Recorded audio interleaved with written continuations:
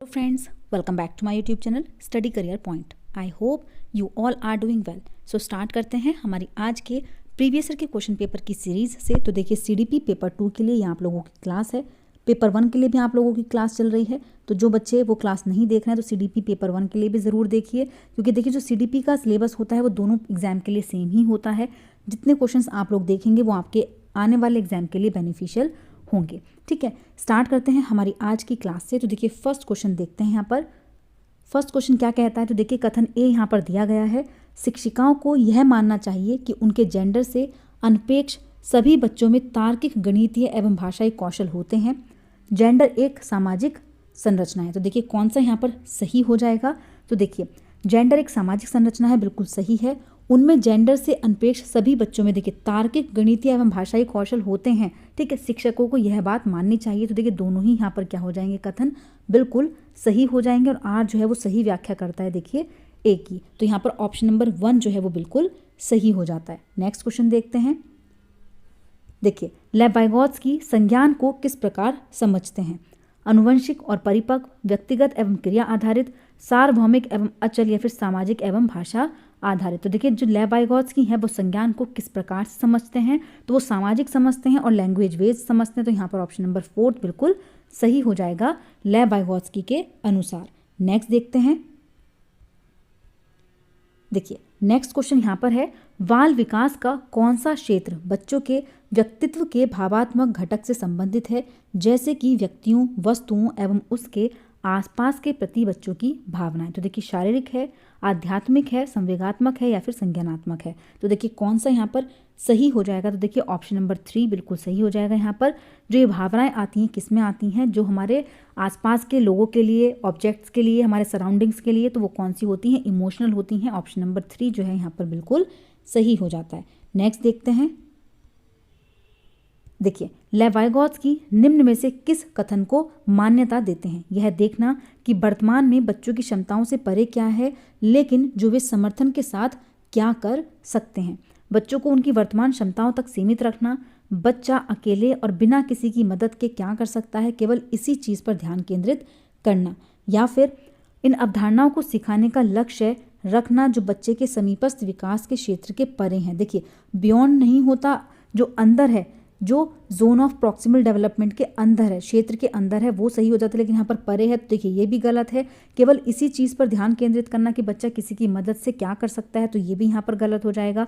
बच्चों को उनकी वर्तमान क्षमताओं तक सीमित रखना, तो देखिए ये भी यहाँ पर गलत है। लेविगोत्स्की किस चीज़ को मानते हैं कि बच्चे के अंदर जो क्षमताएँ हैं वो वर्तमान में बच्चों की क्षमताओं से परे क्या है, लेकिन जो वे समर्थन के साथ क्या कर सकते हैं। ठीक है, तो यहाँ पर ऑप्शन नंबर 1 बिल्कुल सही हो जाएगा। नेक्स्ट क्वेश्चन पर चलते हैं। देखिए नेक्स्ट क्वेश्चन यहाँ पर है, व्यक्तिगत विभिन्नता का सिद्धांत बताता है सभी बच्चों के शारीरिक विकास की गति एक समान होती है, सभी बच्चों की वृद्धि की गति एक जैसी होती है, विभिन्न बच्चों के विकास और वृद्धि की गति में अंतर हो सकता है, सभी बच्चों के भाषाई विकास की गति एक समान होती है। तो देखिए कौन सा यहाँ पर सही हो जाएगा। तो देखिए विभिन्न बच्चों के विकास और वृद्धि की गति में अंतर हो सकता है, यही बताता है व्यक्तिगत विभिन्नता का सिद्धांत। तो यहाँ पर ऑप्शन नंबर 3 जो होगा वो बिल्कुल सही हो जाएगा। नेक्स्ट क्वेश्चन देखते हैं।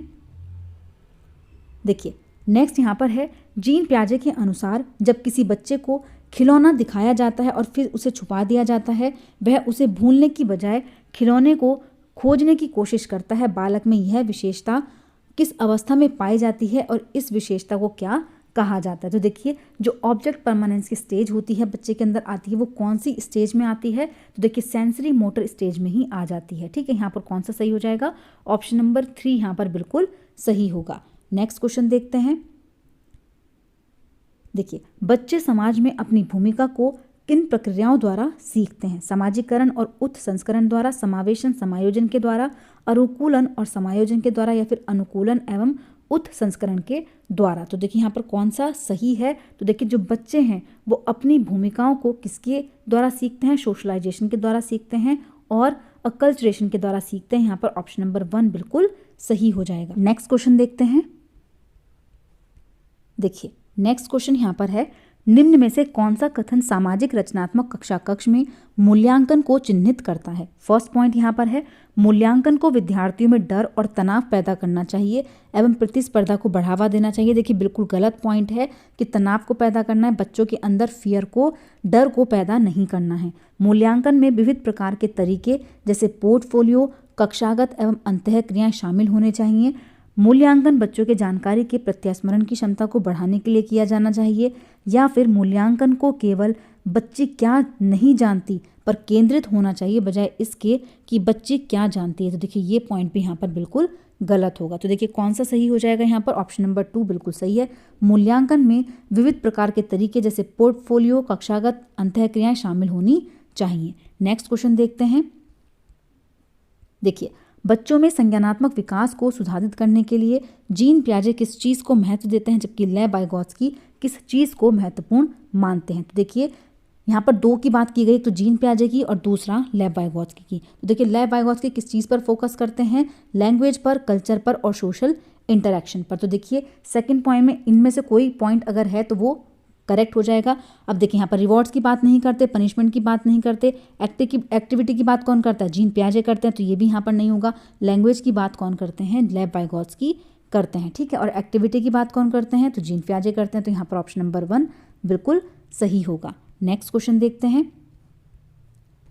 देखिए नेक्स्ट यहाँ पर है, बाल केंद्रित कक्षा में शिक्षिका शिक्षार्थियों को उनकी क्षमताओं के आधार पर वर्गीकृत करती है, शिक्षार्थियों से वांछनीय व्यवहार प्राप्त करने के लिए भय का उपयोग करती है। देखिए ये दोनों के दोनों यहाँ पर गलत हो जाएंगे, ना ही वर्गीकृत करना है और ना ही बच्चे के अंदर तनाव और डर पैदा करना है। अपने आप को ज्ञान का परम स्रोत मानती है, तो देखिए ये भी गलत है। इतना ओवर कॉन्फिडेंस भी नहीं होना चाहिए कि हमें सब कुछ आता है, ठीक है। प्रत्येक शिक्षार्थी पर व्यक्तिगत ध्यान देती है, तो देखिए यहाँ पर ऑप्शन नंबर 4 बिल्कुल सही होगा। जो बाल केंद्रित कक्षा होती है उसमें प्रत्येक शिक्षार्थी पर व्यक्तिगत ध्यान देना चाहिए। नेक्स्ट देखते हैं।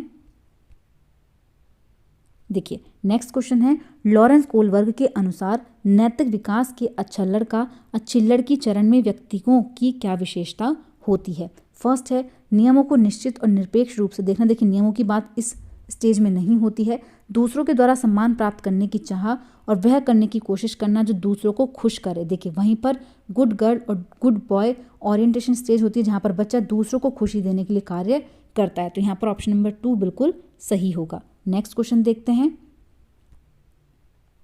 देखिए एक शिक्षिका को अपनी कक्षाओं में किस प्रकार की विविधताओं को शामिल करना चाहिए? आर्थिक, क्षेत्रीय और भाषाई या फिर सामाजिक, सांस्कृतिक। तो देखिए कौन सा यहाँ पर सही पॉइंट हो जाएगा? तो देखिए ऑप्शन नंबर 4 यहाँ पर बिल्कुल सही हो जाएगा। फर्स्ट, सेकंड, थर्ड और फोर्थ चारों ही यहाँ पर बिल्कुल सही हैं। नेक्स्ट क्वेश्चन देखते हैं। देखिए लेव वाइगोत्स्की के अनुसार निजी संवाद, देखिए जो प्राइवेट स्पीच होती है विद्यार्थियों की सोच को विनियमित करती है, विद्यार्थियों की सोच पर कोई प्रभाव नहीं डालती। देखिए बिल्कुल गलत है। विद्यार्थी की सोच में बाधा डालती है या फिर उनकी आत्म केंद्रियता को बढ़ावा देती है। देखिए ईगो सेंट्रिसिज्म को बढ़ावा नहीं देती, तो ये भी यहाँ पर गलत है। कौन सा सही हो जाएगा? विद्यार्थियों की सोच को रेगुलेट करती है, तो यहाँ पर ऑप्शन नंबर 1 बिल्कुल सही है। नेक्स्ट क्वेश्चन देखते हैं।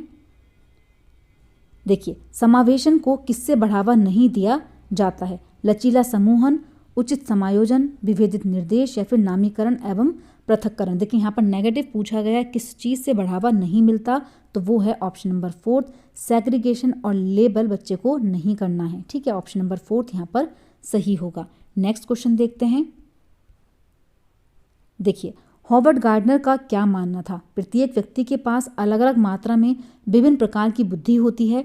बुद्धि जन्म के समय पूर्व निर्धारित और तय होती है। देखिए जन्म के समय नहीं होती है। प्रत्येक व्यक्ति के पास केवल एक ही प्रकार की बुद्धि होती है, तो देखिए ये भी यहाँ पर गलत हो जाएगा। बुद्धि कुछ स्थितियों के अनुकूल होने की एक सामान्य क्षमता है, तो देखिए ये भी यहाँ पर नेगेटिव है। कौन सा सही है? तो हॉवर्ड गार्डनर क्या कहते हैं कि प्रत्येक व्यक्ति के पास अलग अलग मात्रा में विभिन्न प्रकार की बुद्धि होती है। नेक्स्ट क्वेश्चन देखते हैं। देखिए वह विद्यार्थी जिन्हें दृष्टिवादिता है उनके समावेशन के लिए क्या करना चाहिए? छोटे अक्षर एवं चित्रों वाली किताबों का प्रयोग, स्पर्शनिक सामग्री एवं अन्य संसाधन जिनमें उभार हो का प्रयोग, सहायक तकनीकी के प्रयोग पर प्रतिबंध या फिर शिक्षकों एवं समकक्षों द्वारा सांकेतिक भाषा का उपयोग। तो देखिए जो बच्चा दृष्टिबाधित है उसके लिए हम क्या कर सकते हैं? तो देखिए दृष्टिबाधित बच्चे के लिए स्पर्शिक सामग्री और अन्य साधन जिसमें क्या हो, उभार हो, हम दे सकते हैं। तो यहाँ पर ऑप्शन नंबर 2 जो हो जाएगा वो बिल्कुल सही हो जाएगा। नेक्स्ट क्वेश्चन देखते हैं। देखिए नेक्स्ट यहाँ पर है, विविध पृष्ठभूमियों से आने वाले बच्चों की प्राथमिक माध्यमिक कक्षा में उदाहरणों का क्या योगदान है? तो देखिए शिक्षक को केवल पाठ्य पुस्तकों में दिए गए उदाहरणों को का ही हवाला देना चाहिए। तो देखिए ये तो गलत है कि जो उदाहरण केवल पाठ्य पुस्तक में दिए गए हों वही बच्चों को दें। शिक्षक को खुद उदाहरण देने चाहिए और बच्चों को उनकी निजी जिंदगी से उदाहरण देने के लिए प्रोत्साहित करना चाहिए। तो देखिए ऑप्शन नंबर 2 यहाँ पर बिल्कुल सही हो जाएगा। नेक्स्ट क्वेश्चन देखते हैं। देखिए नेक्स्ट क्वेश्चन यहाँ पर है, कथन ए दिया गया है, विद्यार्थी जिन्हें ध्यान न्यूनता अतिक्रियाशीलता विकार ADHD है वो ऐसे सुनियोजित उपागम जिसमें दृश्यक एवं श्रमिक विकर्षण को कम किया जाता है से लाभान्वित होते हैं। देखिए ADHD वाले बच्चे जो हैं वो क्या है, अटेंशन की प्रॉब्लम इनके अंदर होती है, हाइपर एक्टिव होते हैं ये, ठीक है, इम्पल्सिविटी इनके अंदर होती है, आवेगशील होते हैं। इसलिए क्या करते हैं कि जो इनके आसपास का विकर्षण होता है, जो इनको डिस्ट्रैक्ट करे, उन चीज़ों को हम लोग कम कर सकते हैं, तो वो उनके लिए लाभदायक होती हैं चीज़ें। तो देखिए यहाँ पर कथन ए बिल्कुल सही होगा। तर्क दिया गया है, विद्यार्थी जिन्हें ADHD होता है उनकी ध्यान कर पाने की अवधि कम होती है एवं उनका ध्यान आसानी से भंग हो जाता है। तो देखिए दोनों ही यहाँ पर पॉइंट बिल्कुल सही हैं और आर जो है वो ए की सही तरीके से व्याख्या कर रहा है। नेक्स्ट क्वेश्चन देखते हैं।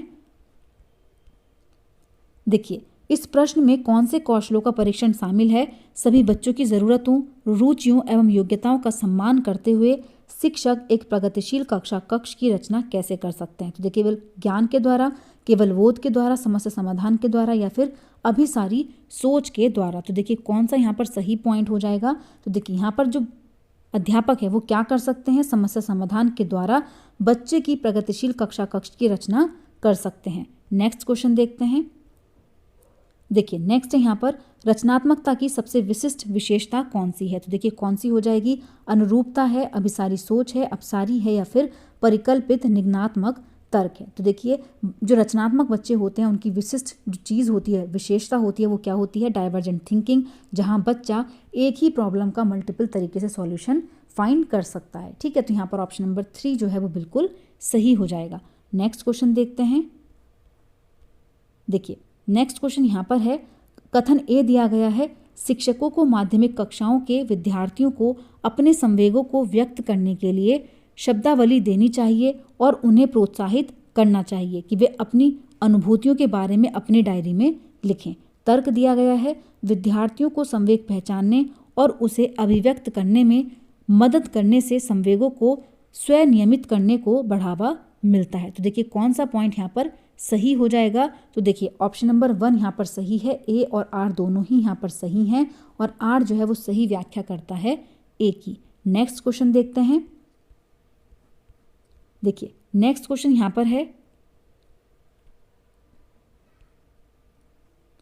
देखिए साधन लक्ष्य विश्लेषण में लक्ष्यों को प्राप्त करने के लिए चरण दर चरण प्रक्रिया निर्धारित होती है। समस्या को कोई मध्यवर्ती लक्ष्य में विभाजित किया जाता है और फिर प्रत्येक उप लक्ष्य को हल करने पर ध्यान केंद्रित किया जाता है। देखिए जो मीन्स एंड एनालिसिस होती है, जो मीन्स एंड एनालिसिस विधि होती है, इसमें क्या करते हैं हम प्रॉब्लम्स को सब गोल्स में डिवाइड करते हैं और फिर जो सब गोल्स होते हैं उनको हल करने पर ध्यान केंद्रित किया जाता है। यहाँ पर ऑप्शन नंबर 2 जो होगा वो बिल्कुल सही हो जाएगा।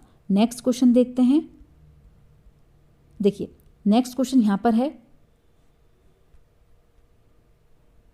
ज्ञान के निर्माण में कौन सी प्रक्रियाएं शामिल हैं? देखिए पूर्व ज्ञान का संगठन और पुनर्संगठन, अन्वेषण एवं खोज या फिर सामाजिक अंतःक्रिया। तो देखिए कौन सा यहाँ पर सही होगा? तीनों ही पॉइंट यहाँ पर बिल्कुल सही हैं। ज्ञान के निर्माण में तीनों ही प्रभावशाली होते हैं। नेक्स्ट क्वेश्चन देखते हैं। देखिए नेक्स्ट यहाँ पर है, निम्न में से वह उदाहरण चुनें जो आंतरिक प्रेरणा को दर्शाता है। फर्स्ट पॉइंट है, शालू कक्षा में प्रथम आने के लिए कड़ी मेहनत करती है ताकि वह दूसरों पर हावी हो सके। देखिए आंतरिक प्रेरणा कहाँ पर होगी? जब हम अपनी खुद की संतुष्टि के लिए चीज़ें करते हैं तो वो आंतरिक तरीके से होती हैं। ठीक है, जब हम दिखावटी चीज़ों के लिए करते हैं, रैंक के लिए करते हैं या फिर पैसों के लिए करते हैं, ठीक है, तब क्या होता है? वो होती है बाह्य अभिप्रेरणा। रीना अपना प्रोजेक्ट कार्य पूरा करती है ताकि उसे प्रथम स्थान में, देखिए ग्रेड के लिए यहाँ पर कर रही है तो ये भी क्या होगा? बाह्य होगा। रानी सजा से बचने के लिए दिए गए दत्त कार्य पर काम कर रही है। तो देखिए यहाँ पर जो ऑप्शन नंबर 3 है ये भी यहाँ पर गलत है कि सिर्फ सजा से बचने के लिए कार्य कर रही है। उर्मिल अपने प्रोजेक्ट पर शोध करती है क्योंकि इस विषय में उसकी रुचि है। तो देखिए जहाँ पर आंतरिक चीज़ें होती हैं वहाँ पर इंटरेस्ट होता है। जब कोई व्यक्ति इंटरेस्ट के साथ चीज़ों को करता है तो वो उसकी आंतरिक प्रेरणा होती है। ऑप्शन नंबर 4 यहाँ पर बिल्कुल सही होगा। नेक्स्ट क्वेश्चन देखते हैं। देखिए नेक्स्ट है कथन ए यहाँ पर दिया गया है, वाइगॉत्स्की के सिद्धांतों पर आधारित कक्षा कक्ष में बच्चों को आपसी अंतःक्रिया एवं सहयोग के बहुत से मौके मुहैया कराने चाहिए। तो ये बिल्कुल सही बात है। सीखना एक सामाजिक प्रक्रिया है, ये भी बिल्कुल सही है। जो लेव वाइगॉत्स्की हैं वो क्या कहते हैं कि बच्चा सामाजिक संपर्क में आकर के ज़्यादा सीखता है। तो यहाँ पर देखिए ऑप्शन नंबर 1 बिल्कुल सही हो जाएगा। ए और आर दोनों सही हैं और आर जो है वो ए की सही व्याख्या कर रहा है। नेक्स्ट क्वेश्चन देखते हैं। देखिए एक शिक्षिका को सीखने की प्रक्रिया के दौरान बच्चों द्वारा की गई गलतियों एवं त्रुटियों के बारे में क्या करना चाहिए, उन्हें नज़रअंदाज। देखिए त्रुटियां जो होती हैं वो बच्चे की जो लर्निंग होती है उसको अच्छा करती हैं। यहाँ पर बोल रहा नज़रअंदाज करें तो वही गलत हो जाएगा। कम भी नहीं करना है, ना ही नकारात्मक पुनर्मनन द्वारा उन्हें कम करना है, बल्कि क्या करना है, बच्चों में संज्ञानात्मक द्वंद्व पैदा करने के लिए उपयुक्त रणनीतियाँ सोचनी हैं। ठीक है, नेक्स्ट देखते हैं। सक्रिय जुड़ाव का क्या अर्थ होता है? पूछताछ और जांच, वेधन और अभ्यास। देखिए ड्रिल और प्रैक्टिस नहीं होती, ना ही रट्टाफिकेशन होता है और ना ही निष्क्रिय सुनना। कौन सा सही हो जाएगा? इंक्वायरी और क्वेश्चनिंग जो होगी वो क्या होगी? सक्रिय जुड़ाव में मदद करेगी। नेक्स्ट क्वेश्चन देखते हैं। देखिए नेक्स्ट यहाँ पर है, यह देखते हुए कि उनकी कक्षा में बहुत से छात्रों को मानक अंग्रेजी में कठिनाई होती है और वह कक्षा में बात नहीं करते, एक माध्यमिक विद्यालय के अंग्रेजी शिक्षक छात्रों को जिस भी भाषा में वे सहज महसूस करते हैं खुद को अभिव्यक्त करने के लिए प्रोत्साहित करते हैं। इसके बाद वह छात्रों की सोच को बढ़ावा देते हुए उनके कौशल को बढ़ाने के लिए अन्य वाक्यांशों को सीखने में उनकी मदद करते हैं। शिक्षा का शिक्षाशास्त्र किस दृष्टिकोण पर आधारित है? ठीक है, तो ये देखिए इस पैसेज में जो ये अधिगम अपनाया गया है शिक्षार्थी द्वारा, तो यहाँ पर कौन सा शिक्षा शास्त्र अपनाया गया है? तो देखिए फर्स्ट पॉइंट है सामाजिक रचनात्मक दृष्टिकोण, व्यवहारवादी दृष्टिकोण, मनोगतिशील दृष्टिकोण या फिर मनोयौनिक दृष्टिकोण। तो देखिए कौन सा यहाँ पर सही हो जाएगा? तो देखिए यहाँ पर कर रहे हैं हम यूज सामाजिक रचनात्मक दृष्टिकोण। नेक्स्ट और लास्ट क्वेश्चन है देखिए आज का। देखिए निम्न में से कौन से अभिलक्षण महारत उन्मुखी विद्यार्थियों पर लागू होते हैं? यह कोई लक्ष्य तय नहीं करते, इनका मानना है कि क्षमता स्थिर एवं स्थायी है, यह मानते हैं कि बुरी किस्मत असफलता का कारण है, ये संरचनाओं को समझने एवं सीखने के लिए प्रेरित होते हैं। तो देखिए कौन सा यहाँ पर सही हो जाएगा? तो देखिए ये संरचनाओं को सीखने एवं समझने के लिए प्रेरित होते हैं। तो यहाँ पर ऑप्शन नंबर 4 जो है वो बिल्कुल सही हो जाता है। तो देखिए आज की क्लास यहीं पर कंप्लीट होती है। अगर आपको मेरी क्लास अच्छी लगी हो तो प्लीज़ मेरे चैनल को लाइक करें, सब्सक्राइब करें और शेयर करें। ऐसे ही और वीडियोस के लिए मेरे चैनल पर बने रहिए। Thank you.